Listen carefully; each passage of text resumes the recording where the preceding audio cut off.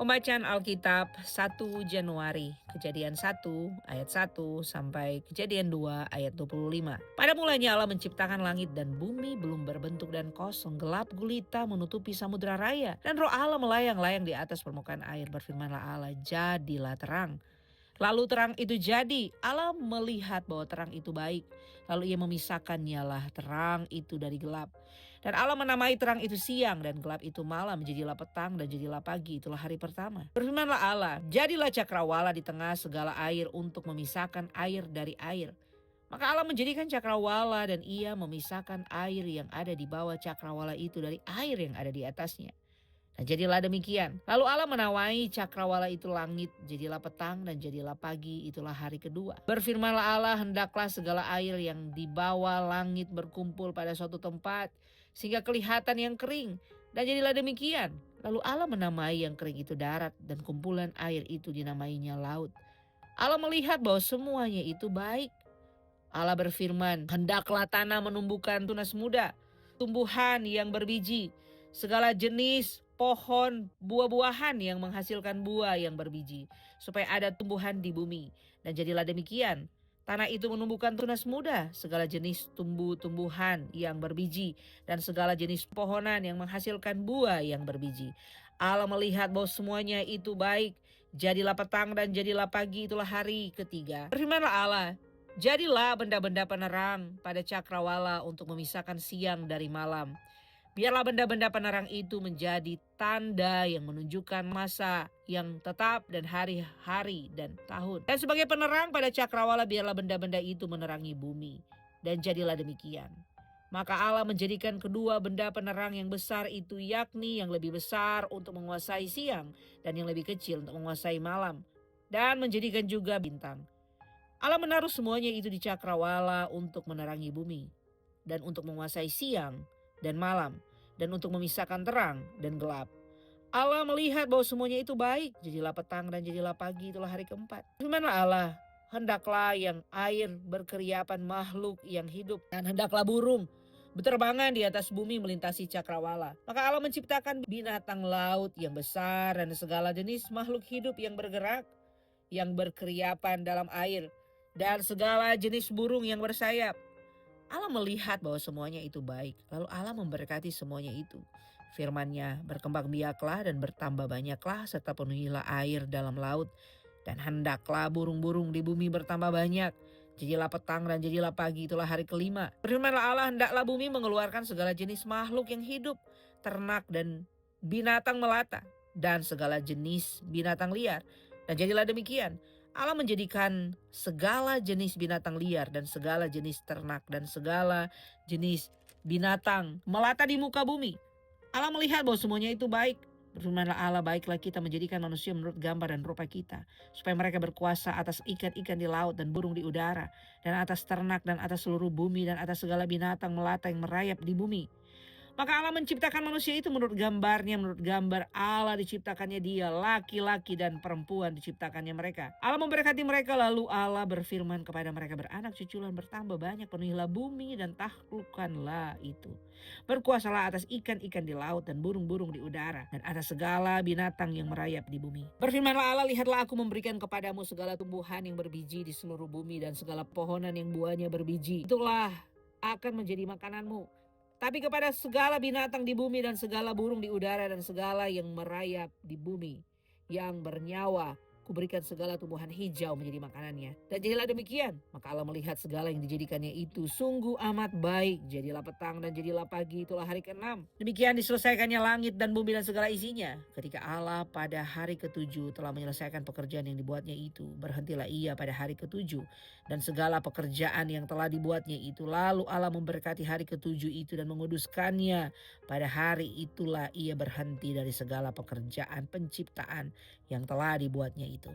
Demikianlah riwayat langit dan bumi pada waktu diciptakan. Ketika Tuhan Allah menjadikan bumi dan langit, belum ada semak apapun di bumi, belum tumbuhan apapun di padang, sebab Tuhan Allah belum menurunkan hujan ke bumi, dan belum ada orang untuk mengusahakan tanah itu. Tetapi ada kabut naik ke atas dari bumi dan membasahi seluruh permukaan bumi itu. Ketika itulah Tuhan Allah membentuk manusia itu dari debu tanah dan menghembuskan nafas hidup ke dalam hidungnya. Demikian manusia itu menjadi makhluk yang hidup. Selanjutnya Tuhan Allah membuat Taman Eden di sebelah timur. Disitulah ditempatkannya manusia dan dibentuknya lah itu. Lalu Tuhan Allah menumbuhkan bagai pohon dari bumi dan menarik dan yang baik untuk dimakan buahnya. Dan pohon kehidupan di tengah taman itu supaya pohon pengetahuan tentang yang baik dan serta pohon pengetahuan tentang yang baik dan yang jahat. Ada suatu sungai mengalir dari Eden untuk membasahi taman itu dan dari situ sungai itu terbagi menjadi 4 cabang. Yang pertama bernama Pison, yakni yang mengalir mengelilingi seluruh tanah Hawilah. Tempat emas ada, dan emas dari negeri itu baik. Di sana ada damar bedola dan batu krisopras. Nama sungai yang kedua ialah Gihon, yang mengalir mengelilingi seluruh tanah Kusi. Nama sungai yang ketiga ialah Tigris, yakni yang mengalir di sebelah timur Asyur, dan sungai yang keempat ialah Efrat. Tuhan Allah mengambil manusia itu dan menempatkannya di Taman Eden dan mengusahakannya dan memelihara taman itu. Lalu Tuhan Allah memberi perintah ini kepada manusia, semua pohon dalam taman ini boleh kau makan buahnya dengan bebas. Tetapi pohon pengetahuan tentang yang baik dan yang jahat itu janganlah kau makan buahnya. Sebab pada hari engkau memakannya pastilah engkau mati. Tuhan Allah berfirman, tidak baik kalau manusia itu seorang diri saja. Aku akan menjadikan penolong baginya yang sepadan dengan dia. Lalu Tuhan Allah membentuk dari tanah segala binatang hutan dan segala burung di udara. Dibawanya lah semuanya kepada manusia itu untuk melihat bagaimana ia menamainya, seperti nama yang diberikan manusia itu kepada tiap makhluk yang hidup. Demikianlah nanti nama makhluk itu. Manusia itu memberi nama kepada segala ternak, kepada burung-burung di udara, dan kepada segala binatang hutan. Tapi baginya sendiri ia tidak menjumpai penolong yang sepadan dengan dia. Lalu Tuhan Allah membuat manusia itu tidur nyenyak. Ketika ia tidur, Tuhan Allah mengambil salah satu rusuk daripadanya, lalu menutup tempat itu dengan daging. Dan dari rusuk yang diambil Tuhan Allah dari manusia itu, dibangunnyalah seorang perempuan, lalu dibawanyalah kepada manusia itu. Lalu berkatalah manusia itu, inilah dia tulangku dan dagingku. Ia akan dinamai perempuan, sebab ia diambil dari laki-laki. Sebab itu seorang laki-laki akan meninggalkan ayahnya dan ibunya dan bersatu dengan istrinya, sehingga keduanya menjadi satu daging. Mereka keduanya telanjang, manusia dan istrinya itu, tetapi mereka tidak merasa malu. Pembacaan yang kedua dari Matius 1 ayat 1 sampai Matius 2 ayat 12. Inilah silsilah Yesus Kristus anak Daud, anak Abraham memperanakan Ishak, memperanakan Yakub, memperanakan Yehuda dan saudara-saudaranya. Yehuda memperanakan Peres dan Serah dari Tamar. Peres memperanakan Hesron, memperanakan Ram. Ram memperanakan Aminadab. Aminadab memperanakan Nahason, memperanakan Salmon, memperanakan Boas dari Rahab. Boas memperanakan Obed dari Rut. Obed memperanakan Isai, memperanakan Raja Daud. Daud memperanakan Salomo dari istri Uria.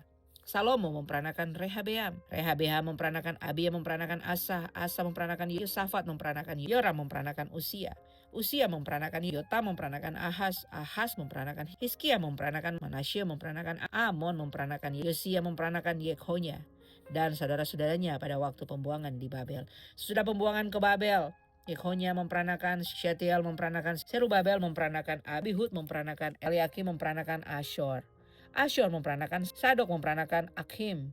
Akim memperanakan Eliud, memperanakan Eliasar, memperanakan Matan, memperanakan Yakub, memperanakan Yusuf, suami Maria, yang melahirkan Yesus yang disebut Kristus. Jadi seluruhnya ada 14 keturunan dari Abraham sampai Daud, 14 keturunan dari Daud sampai pembuangan ke Babel, dan 14 keturunan dari pembuangan ke Babel sampai Kristus. Kelahiran Yesus Kristus adalah seperti berikut. Pada waktu Maria ibunya bertunangan dengan Yusuf, ternyata ia mengandung dari Roh Kudus sebelum mereka hidup bersama sebagai suami istri. Karena Yesus suaminya seorang yang tulus hati dan tidak mau mencemarkan nama istrinya di muka umum, ia bermaksud menceraikannya dengan diam. Tapi ketika ia mempertimbangkan maksud itu, malaikat Tuhan nampak kepadanya dalam mimpi dan berkata, Yusuf anak Daud, janganlah engkau takut mengambil Maria sebagai istrimu, sebab anak yang ada dalam kandungannya adalah dari Roh Kudus. Ia akan melahirkan anak laki-laki dan engkau akan menamakan dia Yesus, karena dialah yang akan menyelamatkan umatnya dari dosa.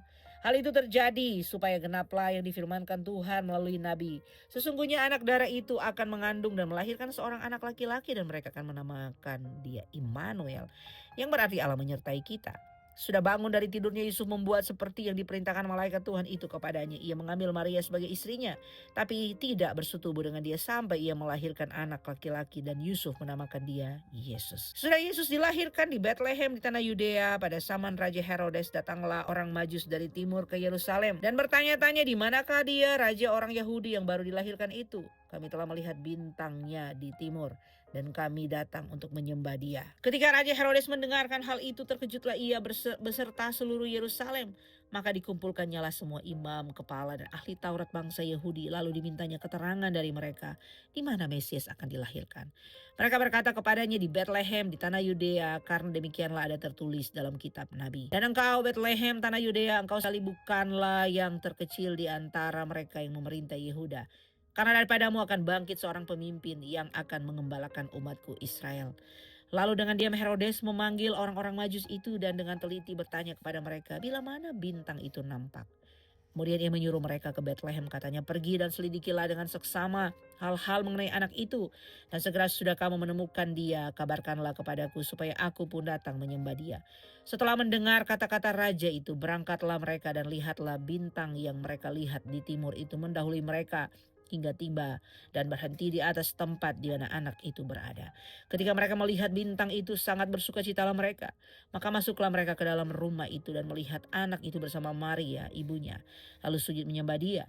Mereka pun membuka tempat harta bendanya dan mempersembahkan persembahan kepadanya, yaitu emas, kemenyan, dan mur.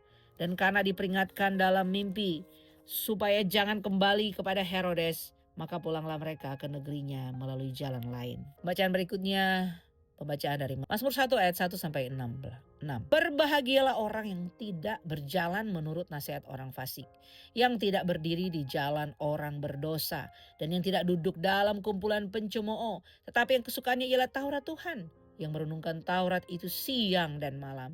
Ia seperti pohon yang ditanam di tepi aliran air yang menghasilkan buahnya pada musimnya, dan yang tidak layu daunnya, apa saja yang diperbuatnya berhasil. Bukan demikian orang fasik, mereka seperti sekam yang ditiupkan angin. Sebab itu orang fasik tidak akan tahan dalam penghakiman. Begitu pula orang berdosa dalam perkumpulan orang benar. Sebab Tuhan mengenal jalan orang benar, tapi jalan orang fasik menuju kebinasaan. Pembacaan dari Amsal, hikmat hari ini. Amsal 1 ayat 1 sampai 6. Amsal Salomo bin Daud raja Israel. Untuk mengetahui hikmat dan didikan, untuk mengerti kata yang bermakna, untuk menerima didikan yang menjadikan pandai, serta kebenaran, keadilan, dan kejujuran, untuk memberikan kecerdasan kepada orang yang tak berpengalaman, dan pengetahuan serta kebijaksanaan kepada orang muda. Baiklah orang bijak mendengar dan menambah ilmu, dan baiklah orang yang berpengertian memperoleh bahan pertimbangan untuk mengerti amsal dan ibarat, perkataan dan teka-teki orang bijak.